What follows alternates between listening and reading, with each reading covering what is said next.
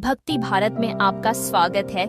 अगर आपको वीडियो पसंद आए तो इसे लाइक करें, शेयर करें और ऐसे और भी भक्ति वीडियो देखने के लिए सब्सक्राइब करें। भगवान की लीला का वर्णन। एक छोटे से बालक थे धन्ना जाट, बड़े महान हुए। उनकी माँ उन्हें एक बार ले गई कथा सुनाने। तो कथा में कह रहे थे, जो भगवान का भोग लगाए बिना खाता है वो पाप खाता है। भगवान की सेवा करनी चाहिए। घर में आए तो अपनी माँ से कहा, 8-10 वर्ष के बालक थे उस टाइम पे, कि हमारे घर में तो भगवान है ही नहीं और भगवान का भोग लगाए बिना नहीं खाना चाहिए। गुरुजी कह रहे थे पाप खाया जाता है। अब कैसा होगा? अब कथा का आखिरी दिन था तो पंडित जी के पास गए और बोले, कथा आपने सुनाई कि भगवान का भोग लगाए बिना नहीं खाना चाहिए। हमारे यहाँ तो पंडित जी भगवान है ही नहीं, तो आप भगवान दे दो। तो उन्होंने कहा कि बच्चा है। उन्होंने कहा देखो कथा समाप्त होगी तब भगवान दे देंगे। अब वो दूसरे दिन अब जब जाने लगे पंडित जी तो उनके पीछे पीछे चल दिए धन्ना जाट। भगवान दे दो गुरुजी, आप कह रहे थे। अब उन्होंने सोचा लड़का है, इसको ठाकुर जी तो दे नहीं सकते।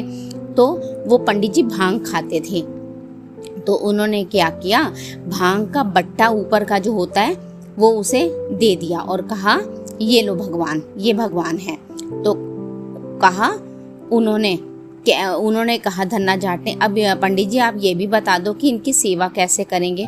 तो पंडित जी बोले, नहा के नहा देना और पवा के पा लेना, मतलब जो आप उनको खिलाओगे तो वो फिर खा लेना आप भी, बस इतनी सी सेवा है।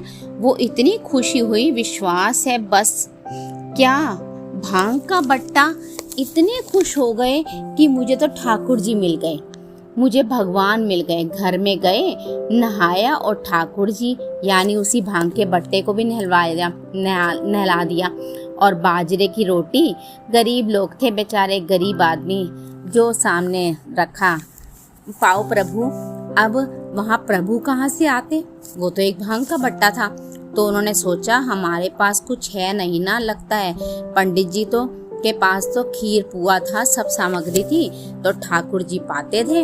वो बिल्कुल ठाकुर जी ही मान रहे थे उनको, भांग के बट्टे को। दूसरा दिन हुआ फिर वही बाजरे की रोटी, तीसरा दिन हुआ फिर वही बाजरे की रोटी।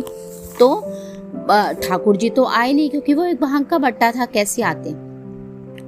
तो वो रो रो कर, अरे प्रभु वो आप तो आ ही नहीं रहे। ऐसे भांग का बट्टा पकड़ा और कहने लगे, प्रभु तुम्हें खिलाने के लिए हमारे पास तो खीर पुआ नहीं है कि आपको पवा सकें, और गुरुजी ने कहा है बिना पवाए पाना ही नहीं है। अगर आप नहीं पाओगे तो हम चाहे मर जाएं लेकिन हम नहीं पाएंगे। उसी समय श्री कृष्ण प्रकट हो गए, क्योंकि भगवान तो सर्वत्र है ना।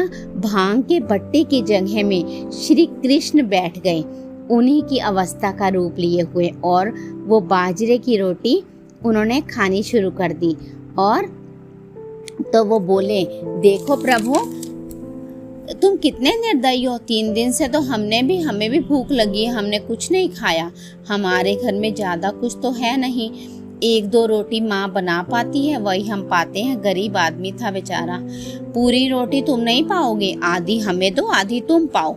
भगवान श्री कृष्ण और उनकी लीला का विस्तार हुआ कि धन्ना जाट धन्ना सेठ हो गया, अपार वैभव हो गया उनका। उनके यह है विश्वास, गुरु के वचन पर बुद्धि नहीं लगानी चाहिए, विश्वास करना चाहिए। ये उन्होंने गुरु पर विश्वास करके एक भांग के बट्टे को श्री कृष्ण माना और वह श्री कृष्ण प्रकट हुए। यही है विश्वास का